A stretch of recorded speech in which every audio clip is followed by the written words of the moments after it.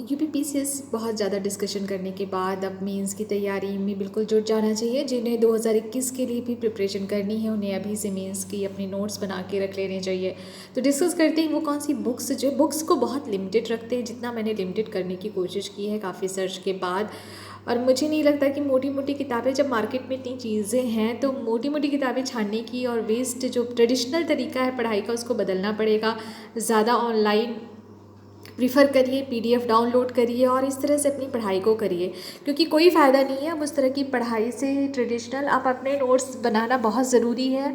अगर समय देखिए, इसमें चीज़ें ये होती हैं कि आपको ज्ञान नहीं लेना, आपको क्वेश्चन वाइज अपने या टॉपिक वाइज ही पढ़ाई करिए। मैं बार बार यही कहती हूँ हमेशा हर किसी से कि टॉपिक आप मिस मत करिए। जो भी टॉपिक मेंशन है सिलेबस में उसको एक एक टॉपिक उठाइए और फिर उससे पढ़ना। अब मैंने सबसे टफेस्ट पार्ट जो जहाँ पे सबको दिक्कत आती है, इकोनॉमिक्स से शुरू किया है। तो इकोनॉमिक्स में देखिए, नो डाउट एनसीईआरटी की बहुत अच्छी किताब है, क्लास 11th की पढ़ने में बहुत मज़ा आता है, बहुत ही अच्छी किताब है। मैंने इतनी अच्छी किताब नहीं पढ़ी, ना ही मुझे कोई रमेश सिंह वगैरह कुछ समझ में आते हैं, ठीक है। वो इतना बड़ा गाथा है कि उसको देख के एक तो बात बोझिल सा लगता है, ऊपर से इतने फैक्ट्स, इतने डाटास की कोई ज़रूरत नहीं है। रमेश सिंह वगैरह को पढ़ के आप मतलब वेस्ट ऑफ द टाइम है ना। तो वो चीज़ें आप जो उसमें लिखा वो आपको नेट इंटरनेट से बहुत इजीली अवेलेबल है। बाकी मैंने और किसी की किताब ली भी नहीं थी, लेकिन रमेश सिंह मुझे यूज़फुल नहीं लगे प्लीज़, तो मैं ऐसे सजेस्ट नहीं करूँगी।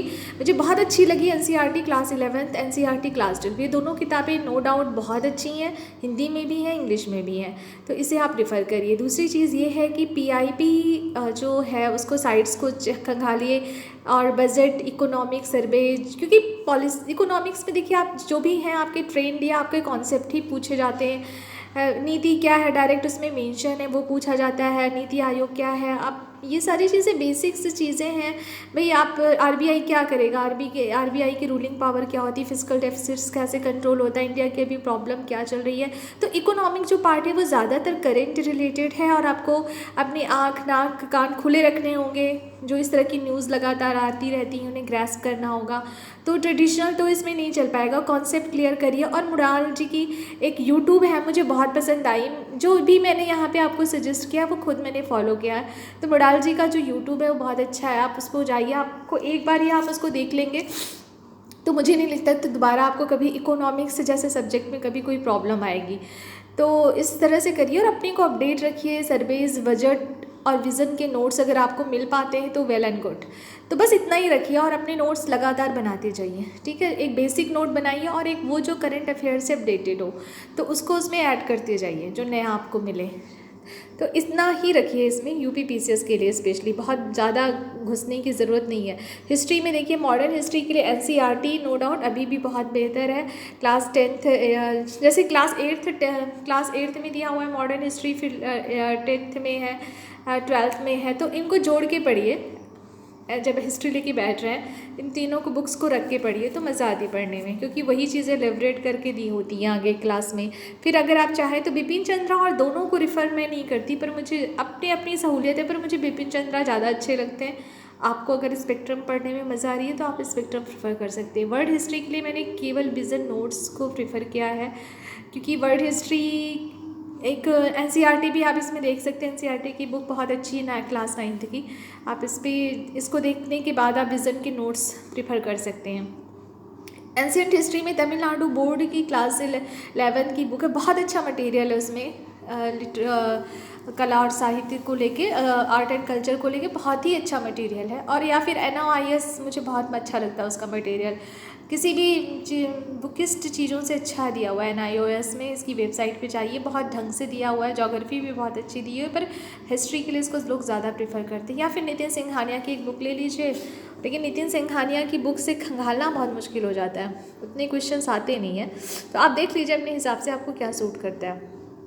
ज्योग्राफी में देखिए एनसीईआरटी अगेन अब आपके पास ज्योग्राफी में ये है कि आपको बेसिक्स तैयार करने हैं 6, 7, 8, 9 तो बहुत वेल एंड गुड। अगर टाइम नहीं है तो 11th और 12th और एटलस तो अपने पास ज़रूर ही रखिए। और जो एक प्रैक्टिस करने के लिए एक मोटी सी बुकलेट आती है वर्ल्ड मैप की और इंडिया मैप की, उसको अपने पास ज़रूर रखिए, है ना। और एक कोई बुक ले लीजिए रेफरेंस इंडियन ज्योग्राफी के लिए।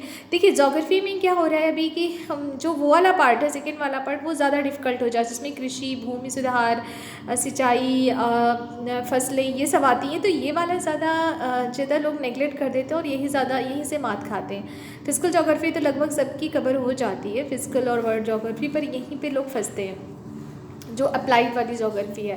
तो अप्लाइड ज्योग्राफी पढ़ने की ज़्यादा कोशिश करिए और उसे करंट से रिलेट करिए, क्योंकि आउटडेटेड कोई चीज़ चलेगी नहीं अब, है ना। इन्वायरमेंट में अगेन शंकर IAS एक अकेला, जैसे पॉलिटी में एक्चुअली लक्ष्मीकांत है, उसी तरह से शंकर IAS बहुत ही अच्छी किताब है। और हिंदी मीडियम के लिए SK ओझा परीक्षा वाणी भी अच्छी है। विज़न का जो एक नोट्स आता है इस पे इन्वायरमेंट पे, वो भी अच्छा है। हिंदू से जो आर्टिकल्स निकलते रहते हैं वो छाट लीजिए। करंट अफेयर में से जो भी इन्वायरमेंटल सबमिट्स हो रही हैं, प्रोग्राम्स हो रहे हैं, कोई खोज हो रही है, कोई साइंस डेवलप की जा रही है, कोई भी मीटिंग्स हो रही है, सबमिट्स हो रही हैं, तो इनसे रिलेटेड जो अपडेशन है, कोई रिपोर्ट आ रही है इन्वायरमेंट पे, तो वो पढ़िए। और डाउन टू अर्थ एक मैगजीन आती है, आप उसको भी रेफरेंस में दे सकते हैं।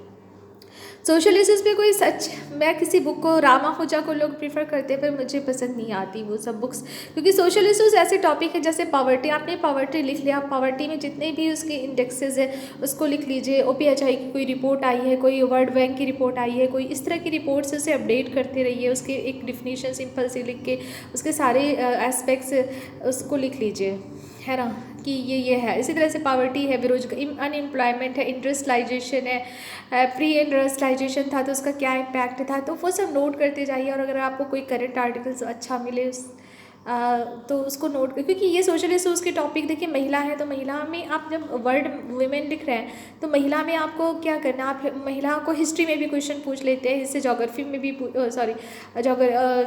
सोशल इशूज, इकोनॉमिक में भी क्वेश्चंस आ जाते हैं आपके। GS पेपर 3rd में भी आ जाता है, सेकेंड में भी आ जाता है। तो आप वुमेन से रिलेटेड जितने भी इशूज़ होते हैं उनको एक तरफ, मतलब हिस्ट्री के एस्पेक्ट्स में भी पूछ लेते हैं। कई बार हिस्ट्री में भी वुमेन्स के लिए क्या किया गया था मौर्य काल में, और कंपैरिजन पूछ लेते हैं, किस तरह से महिलाओं का योगदान था स्वतंत्रता को दिलाने में, महिलाओं का क्या योगदान रहा, इस तरह से क्वेश्चन। उस समय क्या व्यवस्था थी, शिक्षा थी कि नहीं थी, कंपैरिजन करके आज के और पिछले, अभी क्या महिलाओं के साथ प्रॉब्लम है, गवर्नमेंट की कौन कौन सी स्कीम्स हैं उनको करने के लिए। तो जब महिला टॉपिक लिखिए तो आप ये सारे एस्पेक्ट्स को एक जगह कवरअप करके उनसे रिलेटेड जितने डाटाज हैं, जो हमारी जो हमारी उसकी रिपोर्ट आती है, क्राइम रिपोर्ट जो एक इंडियन गवर्नमेंट की आती है, उसमें डाटाज थोड़े से खंगाल लीजिए कि वीमेंस के खिलाफ कितनी हिंसा हो रही है, कौन कौन से एक्ट कॉन्स्टिट्यूशन ने अमेंड किए हैं अभी, ये सारा कुछ, मतलब पॉलिटी से रिलेटेड भी, पॉलिटी के जो सेक्शंस कवरअप हो रहे हैं वीमेन से रिलेटेड, वो भी अभी महिलाओं को क्या अधिकार दिए गए हैं, क्या नहीं दिए गए हैं, जो सोशल इश्यूज़ करंट में चल रहे हैं उनको, तो वो सारे डाटाज आप उसमें नोट कर लीजिए। इसी तरह से अनएम्प्लॉयमेंट है, महंगा, मतलब ये सारे जो बेसिक सोशल इशूज़ है, सांप्रदायिकता है कि नहीं है, धार्मिक है, इसे करंट से रिलेट करते हुए एग्जांपल देते हुए आप जहाँ पे ये टॉपिक नोट करें वहाँ 2-3 पेज छोड़ दें और फिर उनको करंट से फिल करें, ताकि आप इन सारी चीज़ों का यूज़ कर पाएँ, छोटे छोटे नोट बना के, है ना। तो that will be the useful. Science tech के लिए देखिए कोई ऐसी सच बुक तो हम रिफ़र नहीं करेंगे, मैकग्रा हिल की आती है, बट बोझिल हो जाता है, फिर नहीं मज़ा आता।